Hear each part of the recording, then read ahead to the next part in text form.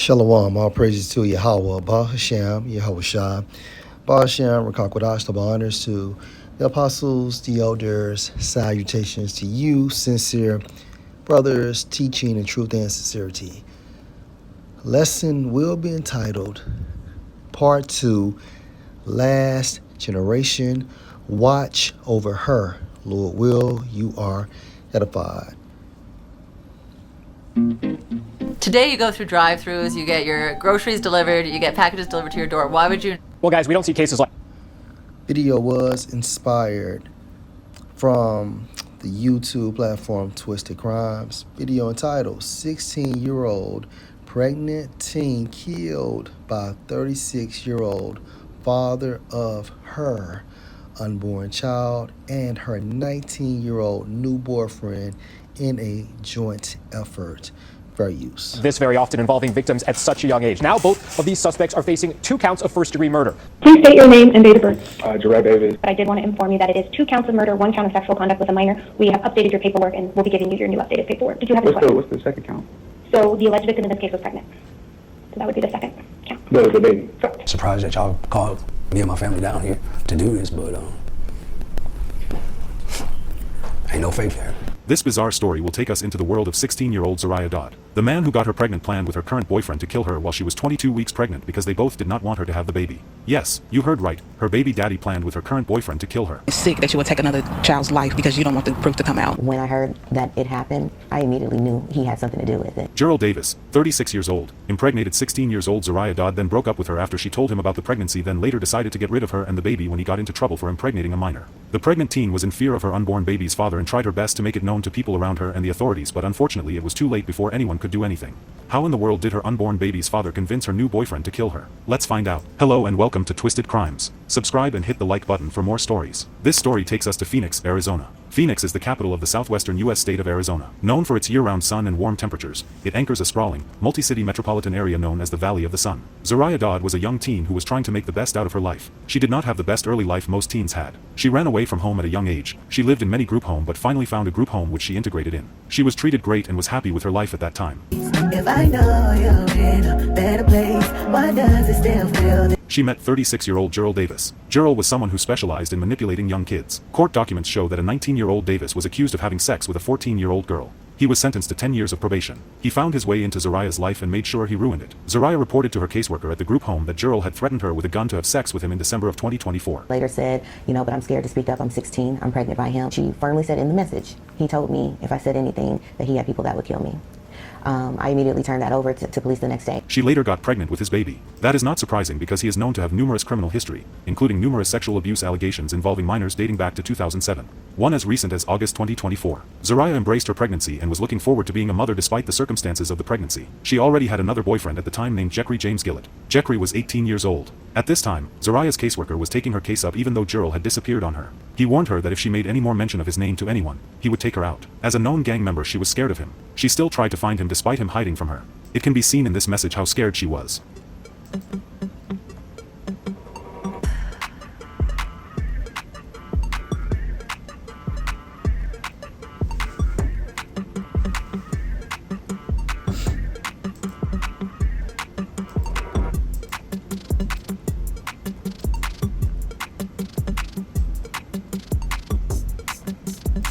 Zariah described Gerald as a gang member who provided her with marijuana to smoke, and was known to carry an AK-47. Gerald got word that the authorities were on him, so he planned to do something to her. The weird thing was that he contacted her current boyfriend Jeffrey. They orchestrated a plan to eliminate Zariah and eventually did. Jeffrey persuaded her to meet him outside the house. When she did, Gerald and Jeffrey picked up the teen who was 22 weeks pregnant at the time. Zariah was declared missing when she did not return back to group home. She was later found dead in a field with a gunshot injury to her head. It took 4 days before they identified her. Her father told news outlet that he felt traumatized and was left feeling disgust over the situation. But how did Zariah Dodd get from a group home in Surprise to a park in Maryvale where she was found shot and killed? Surprised that y'all called me and my family down here to do this, but ain't no faith there. A struggle for Silquane Bernard to stay optimistic, hoping his daughter gets justice. The pregnant teen found dead with a gunshot wound at Maryview Park in Phoenix on the morning of July 5th. I don't believe she was murdered there. I believe she was dumped there. In Phoenix PD's media advisory, officials list the victim as an adult woman. They had stated it was a 20-year-old woman found in the park. They never even mentioned anything about pregnancy. It was just of 20-year-old woman found in the park. But the case report number provided to Fox 10 by Phoenix PD matches the same case number that Zariah's family has been given. Again, she was 16 years old and left Sunrise Residential in Surprise at 8 p.m. on July 4th, reportedly telling staff she was going for a walk. The group home called police just after midnight of the 5th. Her body discovered later that morning in Phoenix. All we've ever wanted to do is get Zariah, raise her, and make sure she was a productive citizen out here. Her uncle Eric Polk says her family tried to get custody of her after she had lived in numerous group homes, but were met with challenges by the Department of Child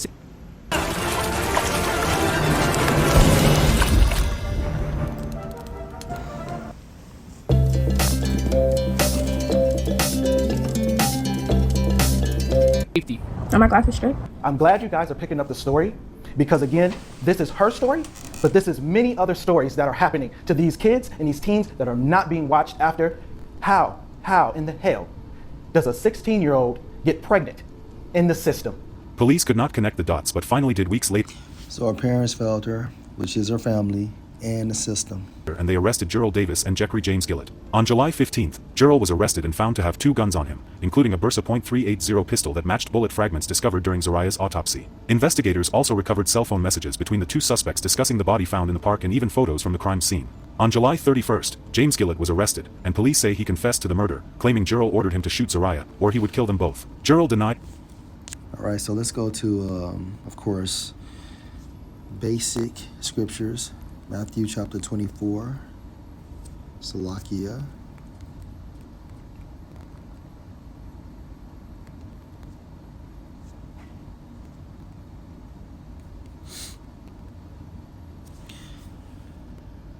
And verse 12. And because iniquity, which is sin, shall abound, everywhere, the love of many shall wax cold. People are psychotic. People don't give a fuck. They have no morals, no values. Their moral compass is destroyed. And some are born not to have one because their parents are not doing anything to instill morals in them. The system has brought on what? Nihilism to the people. And when you investigate nihilism, it goes into no morals. Okay, more so people are in a beast-like manner. Anything pleasing the flesh. So again, and because iniquity shall abound, the love of many shall wax cold. Case in point, 16-year-old pregnant, teen killed by 36-year-old father of her unborn child and her 19-year-old new boyfriend. Which brings me to Genesis chapter 6 and verse 5. In the NLT, Yahweh observed the extent of people wickedness on the earth, and he saw that everything they thought or imagined was consistently and totally evil. Everything they thought or imagined, such as these two coming with a strategy or a game plan to off this 16-year-old woman. Let's continue. Let's go to Deuteronomy chapter 28 and 54.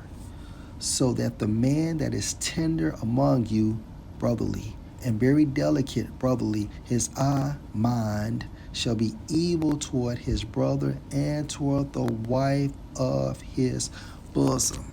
And our case in point, 36-year-old father of her unborn child and her 19-year-old new boyfriend were in a joint effort to plot and execute her murder. And toward the remnant of his children, which he shall leave. Let me jump up to verse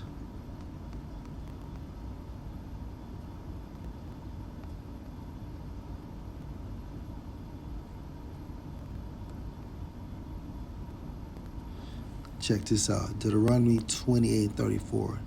So that you shall be mad for the sight of your eyes, which you shall see. All this bullshit that's going around in this present time, right? In this present time, because mainly Deuteronomy 28 is actually going into the event of the Roman persecution when the pagan Rome Empire sacked Jerusalem. But we can also apply these scriptures into our current time because the pagan Rome Empire is back. We're back. And of course, history repeats itself because of the concept of reincarnation. But the point is, so that you shall be mad for the sight of your eyes, which you shall see. You shall be mad, you know. And that can transpire in a form of you becoming upset or this shit just making you outright crazy, right? Look at this, man. A 16-year-old pregnant teen killed by 36-year-old father of her unborn child and her 19-year-old new boyfriend in a joint effort. This is madness. This is madness.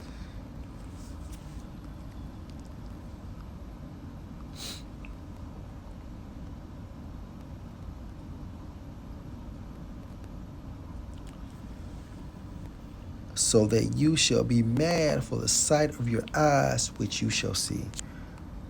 All right, so let's go into the GNT for Sirach chapter 26. And we're going to jump down to verse 10. If your daughter is determined to have her own way, keep a close watch on her. You're supposed to watch her, right? Especially when she's rebellious and defiant. You're supposed to watch her even more. If you don't, she'll take advantage of any chance she gets. And what happened? She ran away, and within the process of time, she met that 36-year-old, and he got her pregnant.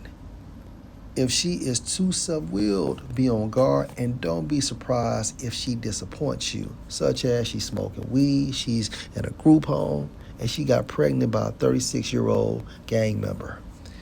She'll spread her legs anywhere for any man, that 36-year-old man, and more than likely her current boyfriend who is 19. She'll spread her legs anywhere for any man who wants her, and not to mention her past history prior to those two, just as a thirsty traveler would drink whatever water is available. He's desperate. Okay, this thirsty traveler is desperate. Okay, and dealing with this this child. Well, she's not a child, of course. She's a woman at 16, but she was desperate. Okay, she came from,